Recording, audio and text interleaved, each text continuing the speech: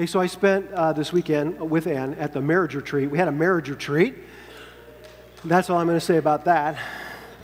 No, it was awesome. Easily the best marriage thing I've ever been to. So if that happens again, hopefully it will, you'll want to pay attention and get a chance, if you're married, to get in on that. But as I was thinking about that experience, what I realized is that when we were younger, when our kids were younger, our boys are all in their 20s, and we have a 14-year-old daughter. When they were younger, it was a lot harder to get away for the weekend, right? It could take more time to prepare to leave than you actually spent away, right? Because you had to get all of the information gathered, and there were all these steps that you had to do. What people ate and when they ate and how they ate, and you had to get all that put together, special things. You had to explain all of the school drop-off and pick-up rules, because there are rules. We learned that. And you had to get the school permission for someone to pick up your kids, and you had to do all the medical release and permission. There was just all this stuff. It could take 4 days of work to go on a 2-day trip. Right? It's a lot easier now. The other day, like 10 o'clock at night, I'm like, hey, have we mentioned that we're leaving for the weekend? That was it. End of preparation. The reason that we go to so much effort to prepare is because we care about those that we're leaving behind, right? You love those people, and you want them to do well when you're gone. And that's the thought that I want you to bring into our sermon today, John chapter 13. We've come back to the Gospel of John, our New Reality series, and we pick up this section where what it really is, from John chapter 13 forward, it's Jesus preparing his followers for the fact that he's going to leave them. And he wants them to do well. This is how it starts, John chapter 13, verse 1. It was just before the Passover festival. Jesus knew that the hour had come for him to leave this world and to go to the Father. And having loved his own who were in the world, he loved them to the end. So that's where we are. It's Passover time, the biggest Jewish religious festival of the year. And Jesus and his disciples, his closest followers, they've gathered in Jerusalem to celebrate the festival. And if you were a Jewish person, you were supposed to, if at all possible, make your way to Jerusalem to experience or to celebrate the Passover. So that's what these guys have done. And they've borrowed a room from somebody, an upstairs room someplace, and that's where they've gathered. And they don't fully realize it, but this will be their last supper together. This is the last opportunity that Jesus has to be with them, because in 24 hours, Jesus knows he'll be hanging on a cross dead. And they're not fully tracking with that, but he wants them to be prepared. That's why it says in verse 1, having loved his own who were in the world, he loved them to the end. And what follows in the Gospel of John is several chapters of Jesus talking, of Jesus teaching, of Jesus conversing with his followers, all with the idea of, I want you to be prepared. I want you to do well when I'm gone. And so, but before though Jesus does all of this talking and all of this teaching, that's going to culminate in his crucifixion, in his resurrection. But before all that, he wants to paint them a picture. He wants to create in them an indelible image, something that they will never forget. A picture that defines his relationship with them. So he wants it to be so big, so deep, that they will never forget it. They'll remember it even in the midst of the shock and the grief and they're going to experience it, the trauma of his death. That he wants them to remember it even when things get hard, when they're carrying on his mission and they're being persecuted and people are leaning on him. He wants them to have this picture. This is how I want you to think of me and our relationship, right? And so, like so many unforgettable moments in our lives, it all happens at a holiday dinner, okay? And that's where they are in verse 2. Notice what it says. The evening meal was in progress, and the devil had already prompted Judas, the son of Simon Iscariot, to betray Jesus. Now, how many of you had a big family dinner where you knew the devil was there, all right? That's what's happening. There's a lot happening. They're gathered for dinner. The devil is doing his thing. He's prompting Judas. Before this evening's over, Judas is going to leave, and he's going to turn Jesus in. That is, he's going to give evidence to the religious police so that they can come and arrest him, right? But that's not all that's going on in the room. It says in the middle there, it says, Jesus knew that the Father had put all things under his power, and that he had come from God and was returning to God. So John wants you to see that Jesus isn't just the victim of the devil's plan or work. God the Father is there also. It's his will, it's his plan that's being worked out. Jesus, the Son, he knows. This text emphasizes over and over again how much Jesus knows what is happening. He knows what time it is. He knows who he is. And he knows that he's the one sent from God. He's been given by God the Father all authority, all power, everything. And so that's sort of the backdrop, this reminder that God has really sent Jesus, his Son. He's the divine Christ. He's here. And that's how it all starts. And then Jesus, in the middle of this dinner, begins to create this unforgettable picture. Because look what he does, verse 4. So he got up from the meal, took off his outer clothing, and wrapped a towel around his waist. Now, John is going to give us a lot of specific detail about exactly what Jesus does at this time, and it's very important.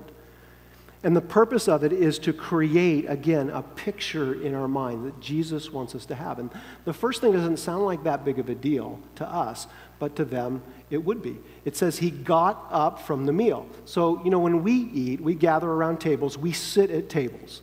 And if you're having a big dinner and somebody at the end of the table, stands up to give a toast or something, it's kind of a big thing, but it's not that dramatic to go from sitting to standing.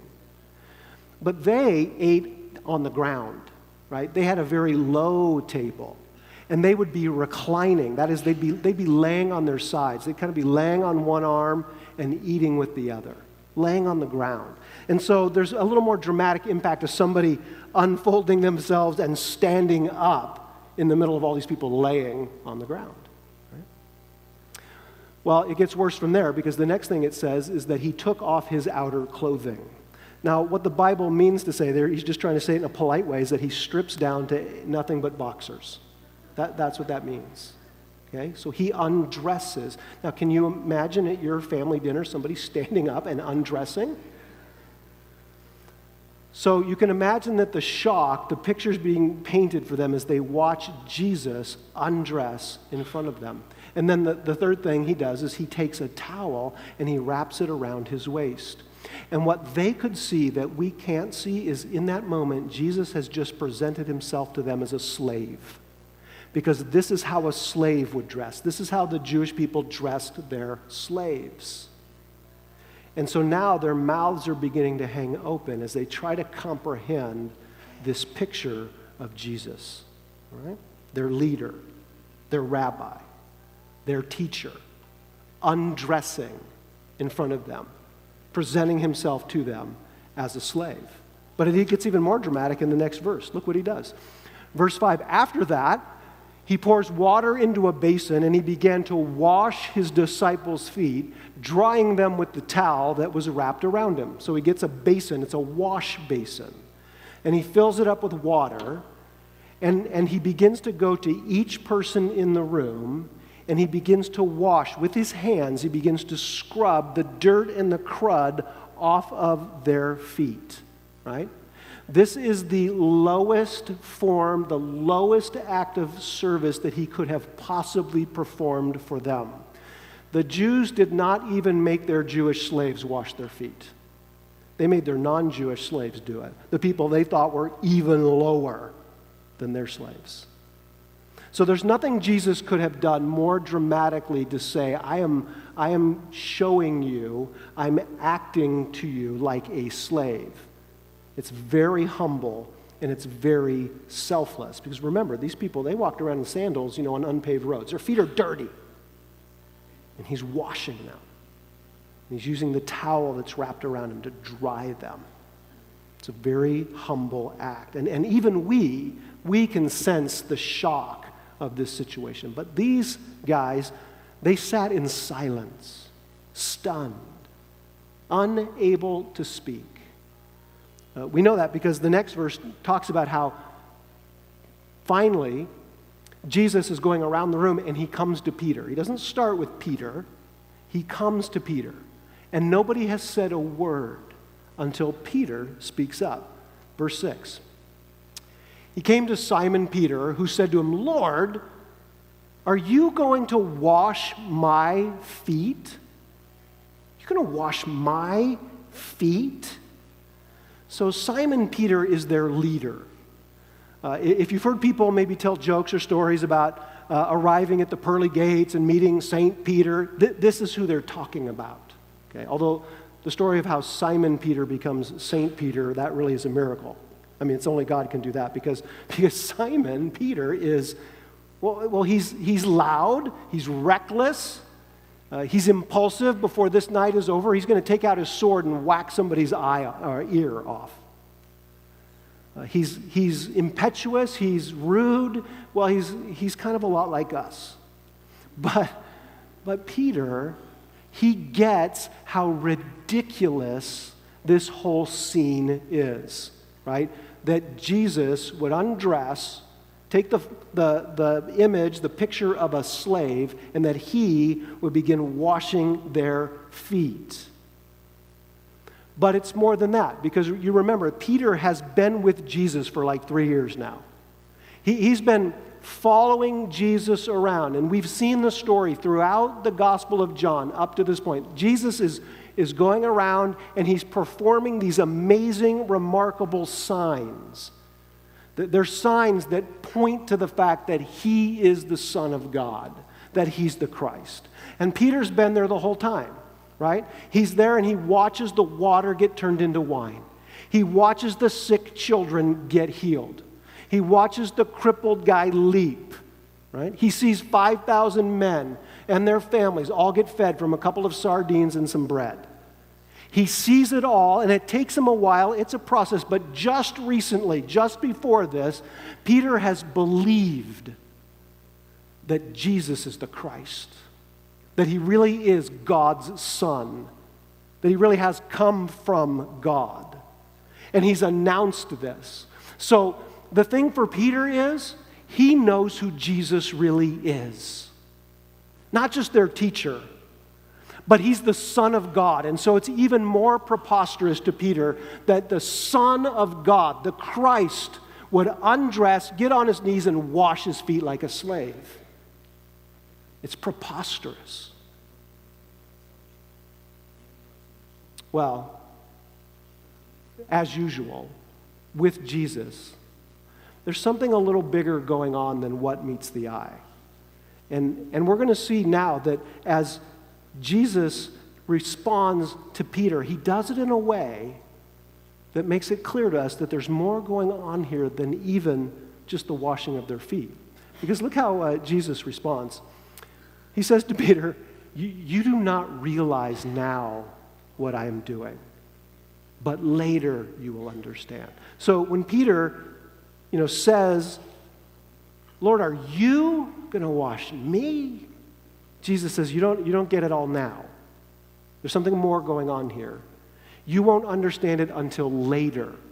And by later, he means after his traumatic death, after his miraculous resurrection, after the Holy Spirit comes upon them and helps them understand. Then there's going to be a day when you understand the picture that I'm creating for you. Specifically, that as I'm washing your feet, it is a picture of me and the way that I cleanse you from sin. The way that I wash you, purify you from what separates you from God. This is what I do for you. And yes, you're right. It is shocking. John, who writes these words, some years later, he would write a letter. We call it 1 John. It's in your New Testament. And he says these words. The blood of Jesus purifies us from all sin, or it washes us from all sin. And that's the picture Jesus is creating in dramatic fashion for his followers. I'm the one who can wash you, cleanse you from your sin. So Jesus really is presenting them and us with a powerful picture of him cleansing us from our sin. And if you're new to this idea of faith in Jesus, this really is for you. This is Jesus in a nutshell. Who he is, what he does. Right? He's the divine Son of God. He really is the Christ. He's from God. And his love for you is so deep that he lowers himself as far as possible. He gives up his life for you. And through this, he makes it possible for you to be cleansed, washed, purified. If you've been around Jesus for a while, or you've been around the church a long time, I want you to absorb and download this image.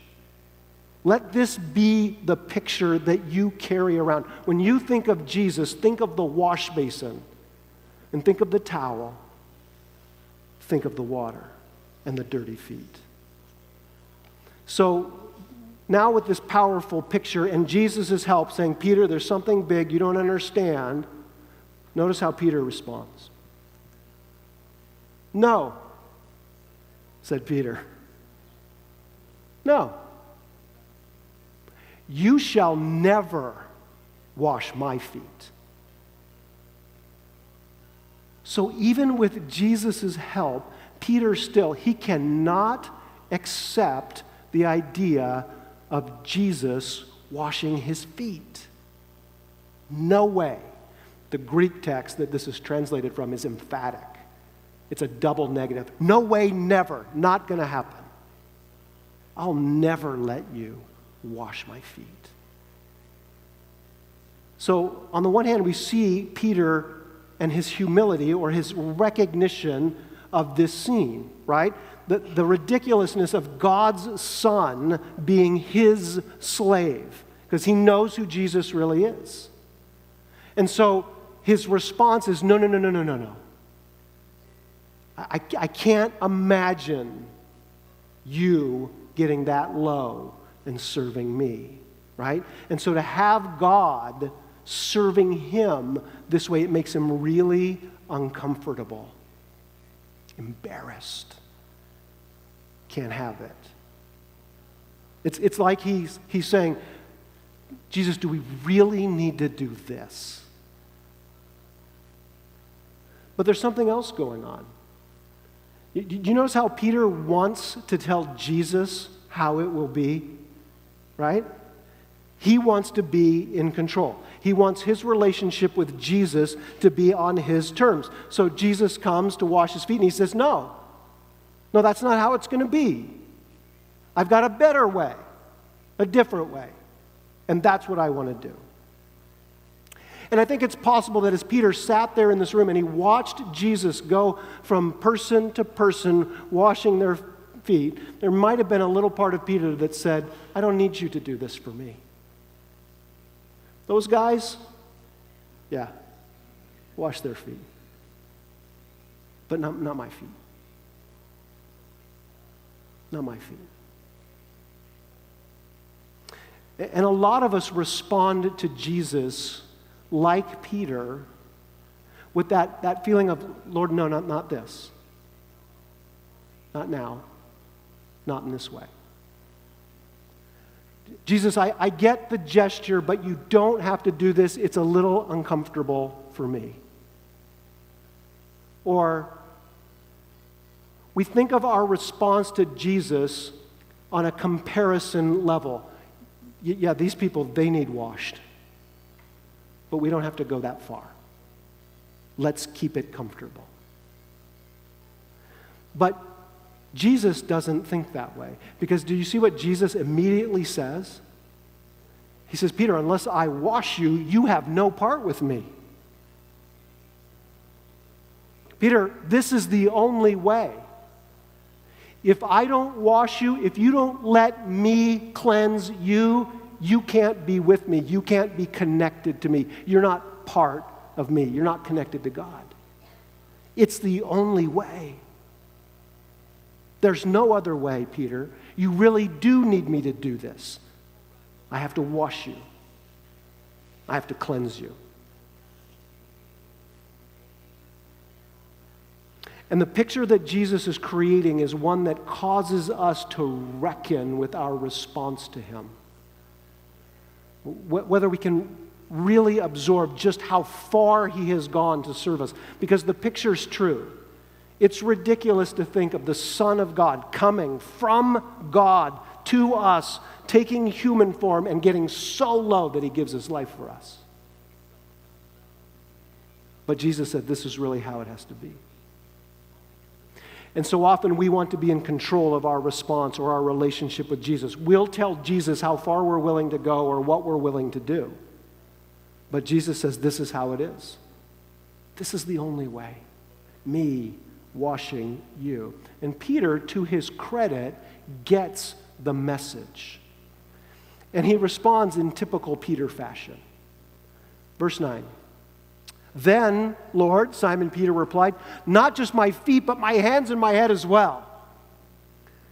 He's been around Jesus enough to know, okay, I want to be part of you, Jesus. I want to be with you. I want it. And so this is what it takes, then let's do it. But for Peter, if a little is good, a lot is better. So he's like, not just the feet, why don't you take that basin and pour it over me? Wash everything. And it's Peter's typical enthusiastic 180-mile-an-hour kind of response. And we're tempted to admire Peter. We're tempted to say, what a response. But look what Jesus says. Jesus says, those who've had a bath, they only need to wash their feet. Their whole body is clean. You hear what Jesus says to Peter? He says, no, Peter, I'm not giving you a bath. You need me to wash your feet. You see, Peter's doing it again. He's saying, Jesus, what you say is not good enough. I'll add to it. Let's do it my way. You say you want to wash my feet. I say what you ought to do is give me a bath. And Jesus says, no, Peter, no. It's enough. What I do, it's enough. Because Peter's responding now the way that so many of us respond. And that's when we recognize that we really do want or we really do need Jesus to wash us. We recognize that though and we say, yeah, but the thing is, I'm worse. I'm more far gone than these other people. Your washing might work for them, but I need more. So Jesus, I'll accept your washing, but I'm also going to be guilty the rest of my life. Will that help? Or I'm going to try really hard and I'm going to do good deeds and acts of service and all kinds of things to make sure you accept me and to help me get clean. And Jesus just looks at you and says, you don't need more. You need what I do for you. And it's enough. It's enough.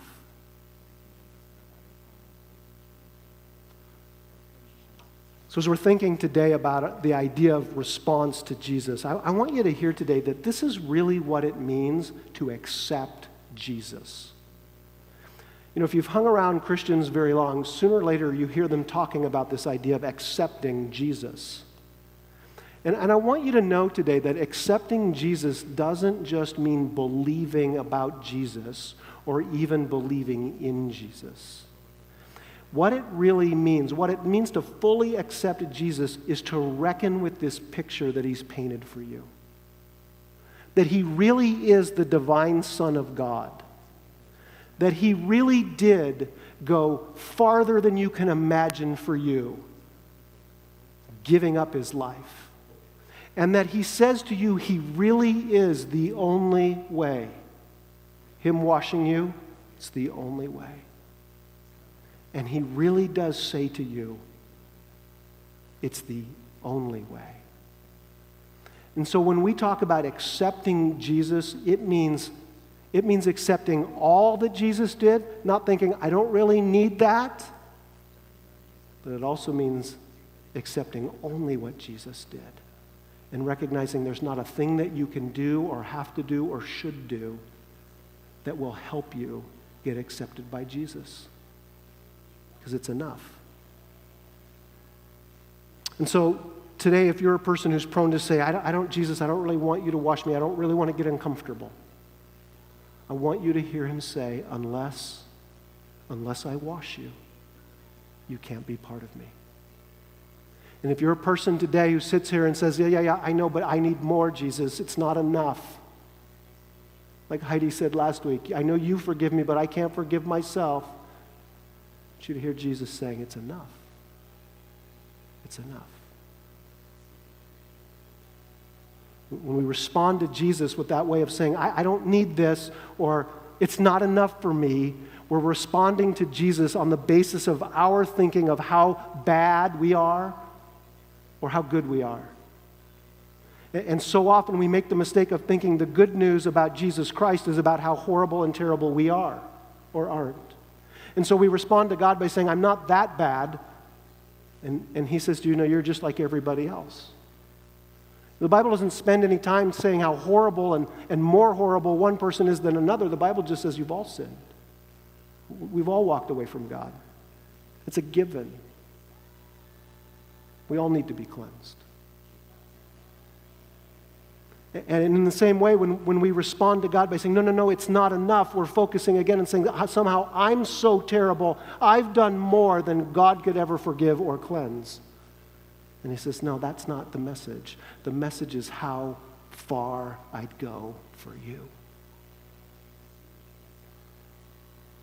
And so after painting this picture and getting these guys to think about their response to him, he's not done.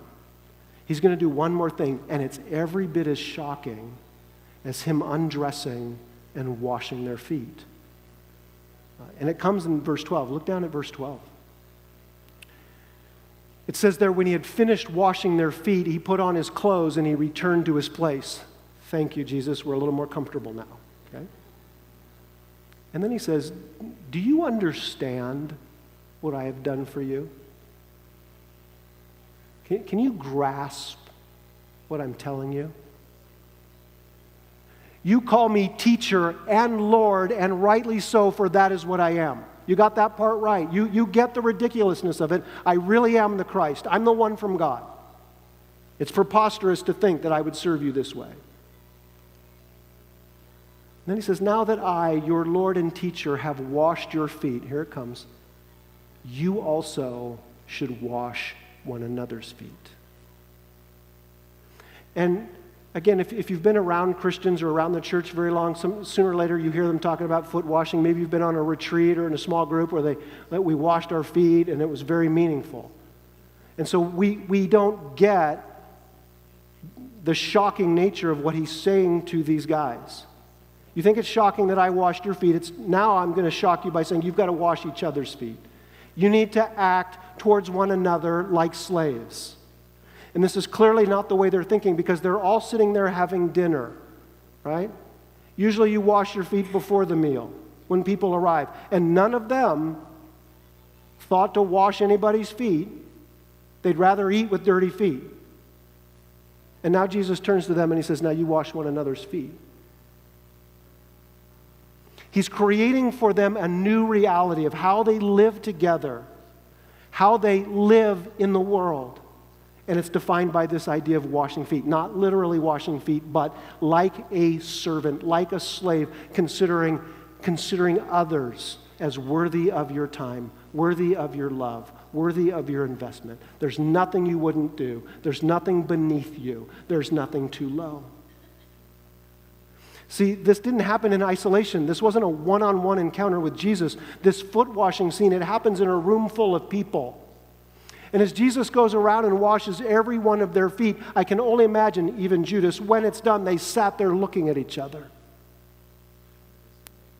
And they had to absorb the fact that now they have this one thing in common. They've all been washed by Jesus. And it changes the way they can relate to one another, because no longer do they argue about who's the greatest, who comes first, who's the best. No longer do they sit and judge and say, I'm better than you, you're worse off than me. Instead, they have to sit there and say, we've got one thing in common. We all needed to be washed, and he washed us. And that allows us now to turn and serve each other, to wash one another. This is going to be the way the mission of Jesus moves forward. Not through beautiful words and not through demonstrations of power. It's really going to go forward as the people of God live in this new reality where they wash one another's feet. In a few verses, Jesus is going to say the way they'll know you is by your love. And the way he defines love is by washing feet. It's hard. It's just a week or so ago that I'm standing in my kitchen looking at this pile of dishes created by other people in my house. And I'm literally thinking to myself, I am not cleaning this up for them again. And as I'm having those thoughts, my wife just walks in, picks up a dish, and starts cleaning it. Doesn't say anything. And I think, oh my goodness, I think she gets this better than me. There's this transforming power that comes when we take up the towel like Jesus and serve one another. A couple of weeks ago, standing out on the patio talking to a couple of guys and a friend of mine, he began to talk about his Christmas Eve experience. And he told this story that I thought was amazing. He said, well, it was Christmas Eve, and they were having dinner party at their house, like 30 people for dinner, all from his wife's side of the family. And so the people were coming at 4:30, and it's 4 o'clock, and he gets sent out for ice. So he's driving down the road, and he's headed to the 7-Eleven or wherever to get ice. And as he's headed to 7-Eleven, he passes by the coffee place that he normally goes to. And I think he said as he passed by, he recognized just that there was a shopping cart out in front of the coffee shop. And he knew who it was. Someone had been there before. He'd seen them there before. But he just kept going, and he buys the ice, turns around, and he heads back down the road towards his house. Doesn't really think about it until he's past the coffee place, and he happens to look in his rearview mirror, and he sees the shopping cart again. And in that moment, what he told me was, God spoke to him as clearly as he ever has and said, turn around. And he did. And that was all he was heard. That's all he was planning to do. So he goes back to the coffee shop, and he goes in, and sure enough, here's this woman, and he's bought her coffee before, he's talked to her before, so he sits down and to talk to her again. And it's 4 o'clock. He says, what are you doing? And she says, I'm waiting for my bus. When's your bus coming? 8:30. And so he's thinking, and he decides, he says to her, you know what, we're having a bunch of people to our house for dinner. Why don't you come? And I think she registered some form of uncomfortableness with that. Didn't know if she could do that. And so they talked for a minute, and he said to her, well, here I'm going to write down my address. It's close by. If you want to come, why don't you come? But he recognized after saying that she would never come. And so the story really ends with him convincing her to come and loading her shopping cart into the back of his SUV and calling his wife from the car and saying, I'm bringing somebody for dinner. And he did. And you know what he told me? He told me he thinks it had a big impact on everybody who was there because they got to talk to this person as a person. And that there was something of God, no doubt, in that house that evening. Just because somebody decided that wasn't beneath them. And that's what Jesus is saying. This is how the mission moves forward. When we're willing to follow his example and to serve others. This morning, I want to give you an invitation. Two invitations, really. I'm not going to ask you to take off your shoes or anything like that. But I do want to invite you to fully accept Jesus. You know, if you're here and you're one of those people and you've been prone to say, I don't really need all that. That my response to Jesus doesn't really need to be the same as others, or I don't need to get uncomfortable. I want you to hear Jesus saying, unless I wash you, you'll have no part with me. And today, if you're ready to fully reckon with the lengths to which God went to cleanse you by sending his Son to die on a cross so that God could accept his death in payment for your sin. If you're ready, today, I want you to accept his invitation to let him cleanse you fully. And today, if you're here, maybe though, and what you really need to do is you need to respond to Jesus' invitation to follow his example. Maybe even as I've been talking this morning, a person or a place has come into your mind where you know. God's called you. He's asked you to serve or to love or to give. And I'm going to pray for us this morning, and Jared's going to come, and we're just going to sing the last couple of verses of Just As I Am together. Like Felicia said, it's a wonderful song to help you give yourself to God.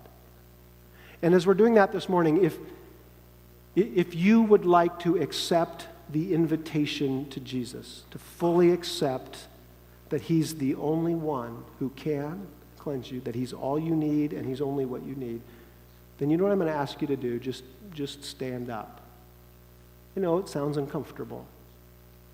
But if you're also here today and you've heard the call of God to follow his example, to serve and to love and to help wash someone's feet, then I want you to stand up too. We're not going to watch you. We're not going to judge you. We're not going to do anything. I just want you to have the opportunity to respond to the invitation of Jesus as we're singing. So let's pray together.